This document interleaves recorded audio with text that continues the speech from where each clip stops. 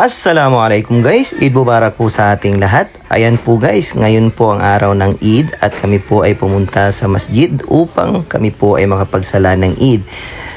Sa gustuhin po naming magsala or magsambayang sa musala ay hindi po namin nagawa dahil po sa sobrang lakas ng ulan ngayong umaga. Buti na lamang po namin na magsambayang sa loob ng masjid upang maidaos namin ng maayos ang Salatul Eid. So sa lahat po ng ating mga Muslim brothers and sisters, Eid Mubarak po sa ating lahat. Kami po ay mga Filipino Muslim na nagdiriwang po ng Eid al-Fitr dito po sa bayan ng Barangay Coronadal Proper, Pulumulok South, Cotabato. So ito pong senaryo na nakikita nyo po guys is kalalabas lamang po namin dito ng masjid dahil katatapos lamang po ng Salatul Eid natin.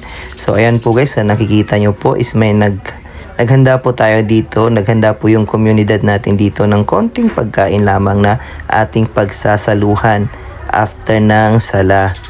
So at least, di ba, alhamdulillah, kahit papaano ay meron tayong nakain dito at nalagyan ng kahit papaano ang ating tiyan.